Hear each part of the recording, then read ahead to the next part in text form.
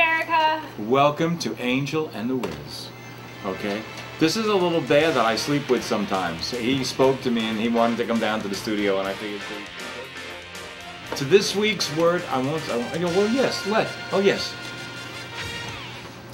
have all kinds of interesting things. Oh my god, there's like 4 pages of chicken scratch. Okay, yes, but we're going to start with Aunt Pat's. We've been promising this for 2 weeks. So the first thing, yes. I got a lot of stuff. The song at the end of the show this week is "Sunshine Down the Line" because this is one of my favorite songs. Oh, thanks. That's nice. So this is one of our happiest, because happiness. The word of the week is happiness. The word of the week. Let me tell you something. Happiness. You are not going to believe the connection that I'm going to make. You thought I made it with courtesy, and we have some follow-ups on that, don't I have some thoughts on happiness too. All right, okay. Aunt Pat's. This is Aunt Pat. My Aunt Pat sends me this stuff from time to time. Actually, she's constantly sending me stuff. She's a good, solid, conservative person. Oh, she's a sweetheart. No, she's a sweetheart. Okay. Thank you, Aunt Pat. We love you. Okay, we do love you. And she gave us these things, and they are called Things My Parents Taught Me. And I've been trying to get it on the show for a couple of weeks, so here we go. It doesn't matter what I want. You can go first if you want. Oh, you can go. You want me to? Yeah. Okay. The things I owe my parents. 1. My parents taught me to appreciate a job well done. And this is how they did it. If you're going to kill each other, do it outside. I just finished cleaning. Oh, yeah. Love that. This is good. My parents have said that to me. Are we going to go back and forth, or I'm going to do my sheet and then you'll do yours? You read your sheet. Okay. 2nd, my parents taught me religion. You better pray that will come out of the carpet. Okay, good. You know what we did one time? So we spilled something, right. like Coca-Cola, and it wouldn't. My friends and I right. accidentally spilled it, and so we cleaned it up the best that we could, but right. it never came out of the carpet completely. Right. So we took an end table right. and just moved it over on top of this spot. My parents had no idea that, and then. My mom got this big idea. She was going to rearrange the furniture, and she's like, "Where did that stain come from?" This was like 7 or 8 years later. I was like, "I don't know." That's it. Kids don't learn anything from this excuse. Okay. My parents taught me about time travel. If you don't straighten up, I'm going to knock you into the middle of next week. These are things we all heard. I don't know if you hear them anymore. What's that? Is the red light supposed to be on? Which one? No red lights, right? Oh no, that blinks on and off when the battery runs down and stuff like that. Okay. And okay, here we go. My parents taught me logic. No, that's good. Because I said so. That's why. Oh, my mom and dad would say that all the time. I love this. All the time. Parents taught me more logic. If you fall out of that swing and break your neck, you're not going to the store with me. Oh God. My parents taught me foresight. Make sure you wear clean underwear in case you're in an accident. Oh God, I can remember somebody saying that. My parents taught me irony. Keep crying and I'll give you something to cry about. We've all heard that. My parents taught me about the science of osmosis. Shut your mouth and eat your supper. Okay. My parents taught me about contortionism. Will you look at the dirt on the back of your neck? Funny story about that one. I said that to something similar to my nephew. He had stuff on his face. And I said, "Look at that dirt on your face." And he goes, and he crosses his eye. I don't see it, Auntie. Kids are crazy. Okay. My parents taught me about stamina. You sit here until that spinach is gone. I got 2 more. My parents taught me about weather. This room of yours looks as if a tornado went through it. I've heard that one. Yep. My parents taught me about hypocrisy. If I told you once, I've told you a million times. Don't exaggerate. That's awesome. That's good. Okay. Right. She's got the second hand. My parents taught me the circle of life. I brought you into this world, and I can take you out. I think my mom or dad said that to me one time. My parents taught me about behavior modification. Stop acting like your father. Although my dad would say, "Stop acting like your mother." Right.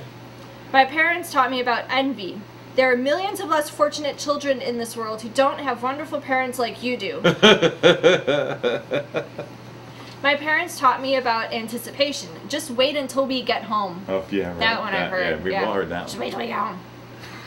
My parents taught me about receiving. You're going to get it when you get home. My parents parents taught me medical science. If you don't stop crossing your eyes, they are going to get stuck that way. Oh, God. My parents taught me ESP. Put your sweater on. Don't you think I know when you are cold? They've done that too. I'm like, I'm sweating, Mom. Put your sweater on. It's cold. Right. My parents taught me humor. When that lawnmower cuts off your toes, don't come running to me. My parents taught me how to become an adult. If you don't eat your vegetables, you'll never grow up. I've said something like that to my nephew too. Right. He's like, oh. My parents taught me genetics. You're just like your father. Right. Although I look just like my mother. Do you really? Yeah. That's oh yeah, we're like twins. My parents taught me about my roots. Shut that door behind you. Do you think you were born in a barn? My grandfather used to say that to us all the time. I wonder if they still use these phrases. I think some of them do. I think that they get passed on. Some of these I know I've said to my niece and nephew. Right. Because my grandparents and my parents have said that to me. Right. My parents taught me wisdom. When you get to be my age, you'll understand. I've definitely said that to my nephew because he asks me questions and I'm like, first of all, the questions he asks, I'm like, this is something, I'm thinking, I'm the aunt. I don't answer this. When you get to be my age, you understand. And here's the favorite. My parents taught me about justice. One day you'll have kids and I hope they turn out just like you. Yeah, right. And I bet you they have that a lot. You know, I noticed I was giggling a little too much there.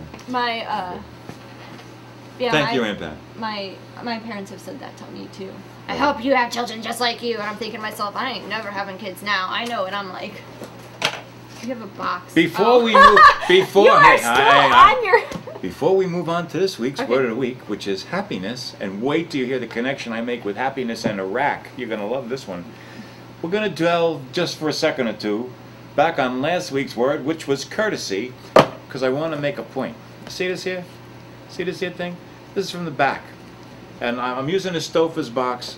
They were kind enough to make it available to me. But I want you to know that this is symptomatic of everybody. Okay, so on that one you see that that's just the back. It's a smaller box.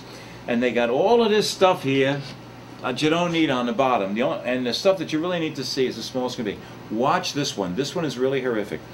Here, we got... But it does say microwave oven, you know, right at the top, on the back at the top. Right, but the letters are so small. I still got to have a magnifying glass. What I'm saying is we don't need this at all. Oh, I agree with you on that one, but when you look at it logically, people start reading from left to right at the top. Oh. So you see nutrition facts and then you see cooking instructions. So at least it's in a spot on the back where it's easily found. You can find it. You might not be able to read everything. Right, but that's what we're talking about. But you can find it. But now here, this one is really the pits. Look at this. Here's the front of the box, and it's in two ways. So this is the front of the box. Here's the front. Okay, and then here's the back. Okay, now we've got an end panel right there. Right here. Okay. Notice all of these pictures of the product. Pictures, pictures, pictures. Then we have nutritional information. We have another. Then we have another little thing. And way down on the corner, on the bottom flap. On the bottom of the box. Okay, because it's important that we have a picture on the front and the back. So no matter how they put it in the thing, it doesn't have to be put in properly. And what I'm telling you... these instructions are smaller than these. You know, it's ridiculous, okay? You're not thinking about the people that use your product. So as far as courtesy goes, that's a no. You didn't do very good, and 10 demerits. Okay, I wanted to show that out. And I pre-shot all the stuff that you just showed them, and I got a nice. Okay. All right. Okay, now, this week's word... happiness. ...comes from the angel herself. And she chose happiness. And that's why we're going to close with Sunshine down the line, which is pretty much a happy song. That is very kind of you to say that. Now, I have some things that probably should be saved for humility, which is next week, which I will do. But... before you go into your Iraq and happiness, which I'm a little scared about... I think you're going to be... This is going to be like one of those 20 points. I bet you're going to agree with me. I thought of happiness as more of a quest. I have this book of questions, and it's actually called the Book of Questions, and it was printed in 1987. It's just full of questions. And I actually have a blog, and I answer these questions on my blog. And the latest question I actually answered yesterday said, if you could spend 1 year in complete total happiness, 1 full year, but never remember the experience, would it be worth it? No. Okay? Would it be worth doing it? And then the follow-up question is, which is more important? the actual experience itself or Right. the memory of the experience? I say that both of them are equally. I said that too, and my thought was, this is what I wrote on my blog, was that you need, I found for me, it's not so much like, there's a journey to happiness. Right. And that while I am generally a happy person, I could always be a little bit happier. And so I'm always on this journey to improve myself and to become a happier person. And that it's the journey and the experiences that I have along the way that are making me a happier person, not the end result. Because studies have shown Right. that, let's say you set a goal, people are happier as they're progressing to the goal. Right. And then once they reach the goal, Right. there is a moment of happiness, like Sure. an achievement. Right. But that sustained happiness that they felt while they were Right. achieving towards the goal had disappeared. Right. You know, they weren't as happy as they thought they would be once they achieved Sure. the goal. And that I think that it's our experiences that make us happy, and it's our experiences towards whatever goal we have that make us happier people, and that we learn from them. And what's the point of having an experience if you can't remember it Right. and reflect upon it? Because you're going to learn something about that actual experience. And sometimes, and I was even trying to think from like the perspective of a child, Mm-hmm. you know, every experience a child has, they're learning something, whether it's knowledge they're gaining from reading a textbook or watching or social observations of like what's socially acceptable behavior or language or things like that. And even as adults, we have that. So every experience is learned, so you have this immediate knowledge you gain from whatever you're doing, Mhm. but then as you reflect upon that experience, you also gain new insights into who you are and whatever and whatnot. So I feel that happiness is more than just a item. It's not it's not tangible. I don't Right. think happiness is tangible. It's not based in money. It's not based in relationships. It's not based in, you know, the physicality. Well. That there's an internal process to happiness too. Let's see, and now let's take that down the road. Wasn't where I was. I'm going to come back to happiness interacting, but but this is still a part of it. This week's word of the week is happiness, and I always point to what are the things in your life that make you happy. Have you chosen wisely those things that you allow to make you happy? You learn a lot about that when you go into I did a lot of work in the field of recovery. I learned a lot there, where people were one of the constant things you hear is you can't let somebody make you happy because then they can make you sad.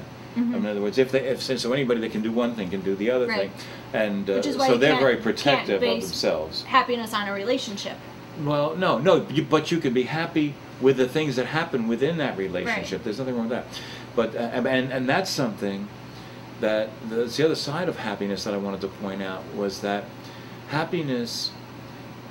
It's important. It's important what you choose or that you allow yourself to get happiness from. If you get happiness from drugs, you're in trouble. If you get happiness from alcohol, you're in trouble.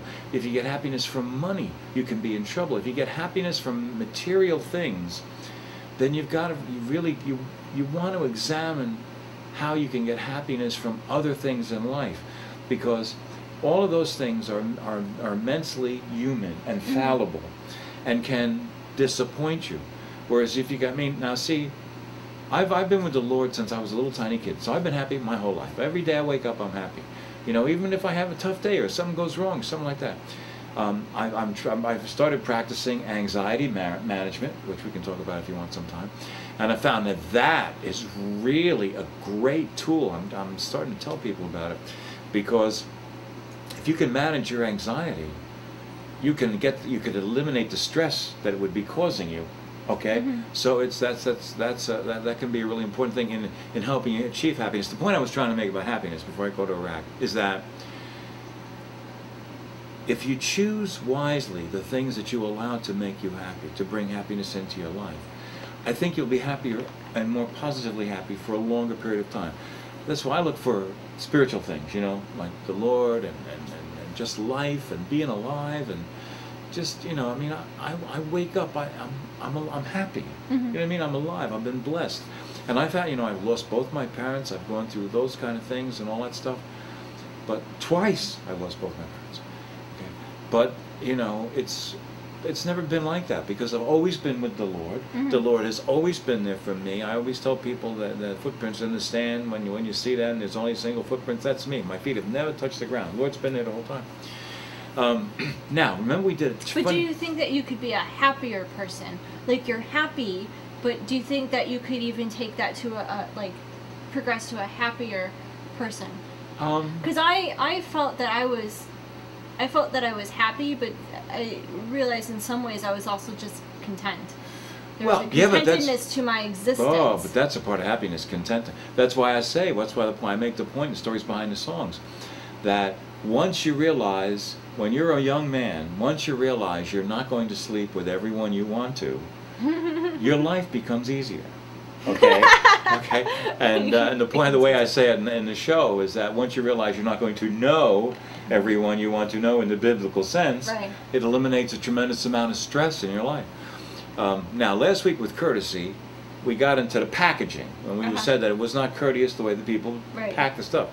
Okay, well, I'm going to share something with you. We're talking about happiness. I personally believe, this is my opinion, that when America got rid of the weapons of mass destruction in Iraq, and I ain't talking about any of those atomic or biological things, I'm talking about Saddam Hussein and his family. These are people that used to put live human beings into wood chippers, okay? I am saying once we got rid of them, the Iraqi people should have been so happy they gave us their oil. They should have come to us and said, please, take this oil. We know that you value this oil. You have released us from a hideous, horrible demon. Take this for 10 years, 5 years, 10 years. You pay all the costs. You give us a percentage for royalty for the use, but you can have it at the cost that it takes for you to take it out of the ground. That's what they should have done. If they had done that, you know, even Obama probably couldn't have screwed it up for the price of oil, and B, so it would have opened up their society to so much input and so much people that would want to do development there, that their country would have been a leader. It would have been a leader in the Middle East. So I mean, maybe that's an odd take on happiness, but I'm saying to you, we shouldn't have had to ask them for that oil. They should have come to us on their knees and thanked us for getting rid of those people for them. Let me play a little bit devil's advocate to that. So yeah, maybe they. That's all they had. They should have offered it. Let me equate it to what I'm going to do with North Korea. People who live in North Korea, just listen. People who live in North Korea, the North Koreans, only know one existence. Yeah, that's all they know. One life. That's all they know. So the people who had in Iraq, who had Saddam Hussein as a ruler, only knew that, you know, he had been in power for many years. They only knew or remembered this leader. Yes, this horror, but they knew when that horror was gone. Right. But also, you have to imagine that we came in and we changed their world. It wasn't necessarily something that they invited us to. Here's what I'm getting at. People who don't initiate change in their lives, if someone else does a forced change on them, they will get anxiety about it. Anxiety leads to fear. Fear leads to hatred. So by that but if you take a yoke off of somebody, they know it's been removed, and they should have reacted to that. But I don't think that some of them really realized what was going on. You know what I mean? Well, like, think of it like the people that would offer that as us the oil know what was going on. That's the upper echelon. That's the top of the country. Right. They all knew what was going on. Let's say we go into North Korea, okay, and we get rid of Kim Jong whatever, okay? Well, yeah, but that's a different story. These people invaded another country. So we go in to North Korea and we completely disrupt the country's existence and we go in and we change their lives. Right. They didn't initiate the change. They didn't ask for the change. I guarantee you they'll be happy about it. They will eventually become happy, but they're going to hate us for a while because we have just disrupted their time. Think of every time. Look at East Germans. Look at all the Russian. Think about your job. Look at all the Russian countries that fell. When Russia fell, and they all came like Poland. All these countries came out of oppression. It didn't take them a long time to realialize how wonderful they had it. It didn't take a long time. And they thanked the people that did it for them. And these people in Iraq did not, and they should have. And that's just where I'm coming from. Now, I'm not judging them on it. I'm not going into the good or bad or right or wrong of it. I'm just saying that that's how they should have expressed their happiness to us. I want you to think Those about people were this. being gassed. They knew it changed. Think of your job.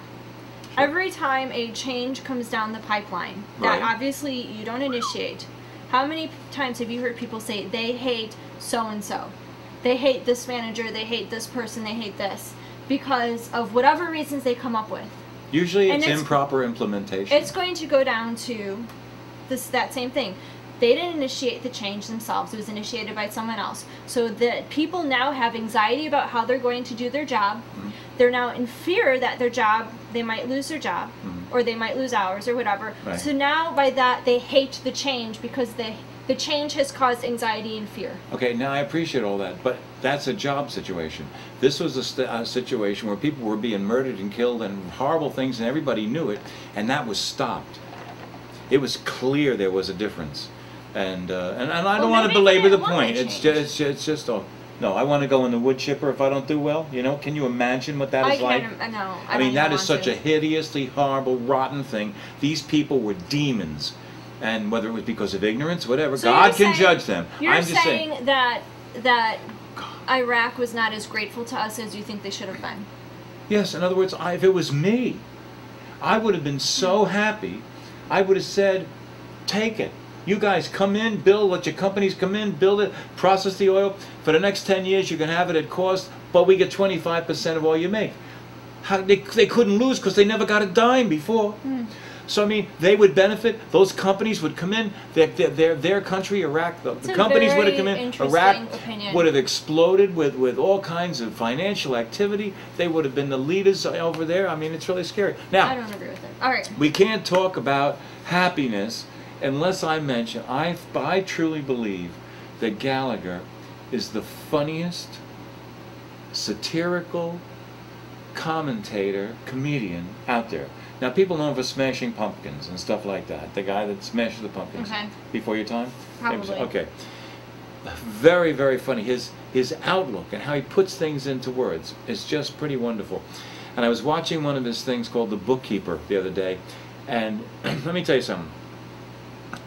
This, you know, I don't know if he's a conservative or a liberal or independent, but he knows the truth. He's one of those guys, the things that he says.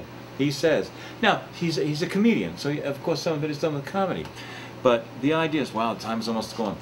Anyway, this is a segment that he did, and I want to show it to you before we go to the song. And the most important, you'll see what the significance is in what he does. This is not tricked in. This just happens. It's really funny. And we should say goodbye because I think we have to go right from there to the song. Okay. Sunshine down the line. Thank you for visiting with me. My pleasure. Have a good day, America. Do something good every day and volunteer at your local animal shelter. Yes, by all means. Excellent. Women's different. Let's admit it. Women's different. They think different. Their mental processes are different. Well, a woman can tell you this. They can be mad because they got a ticket for parking in a no parking zone because they don't figure they should have got it because nobody's supposed to park there, so they weren't in nobody's way.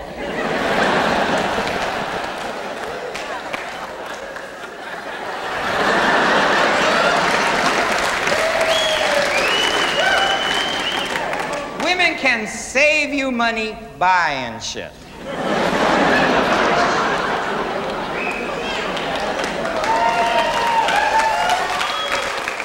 Got no money in the bank, you're ahead thousands.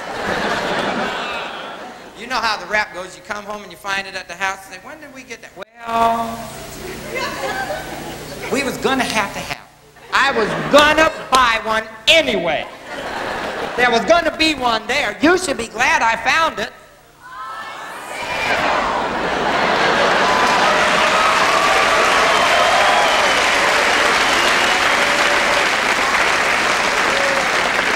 Did I hold up a cue card? No, because mothers don't even have to tell daughters on sale. It's in their damn DNA.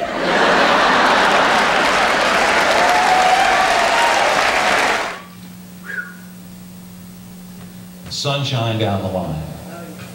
Okay, now I do this for the crew because they like it.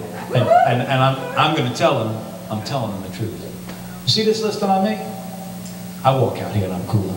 I got a list of songs I'm going to sing for you. Do you know how many people vet that list before I get to sing any song on our list? Now, if I got a song that I like, I can get it on, okay? But I wouldn't want you to think that that's something that I come out here like a singer and I make that list up myself, because I have friends and they have favorites and they expect to hear them.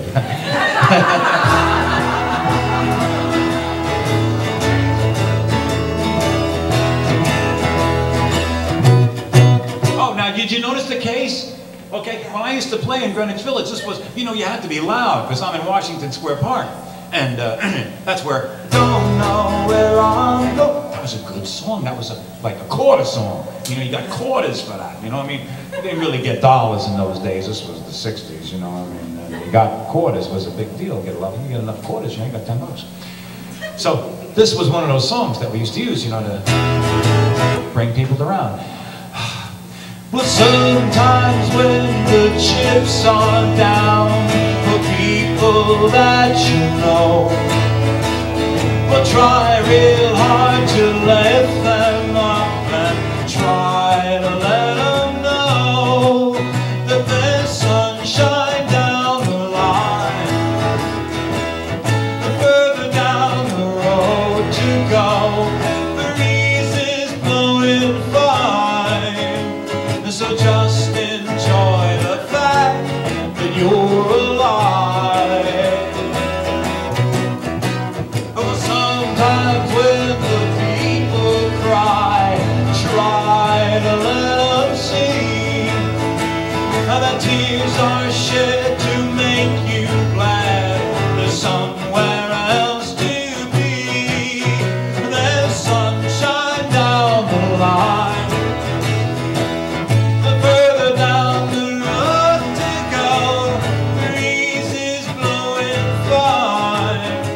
So just enjoy the fact that you're alive,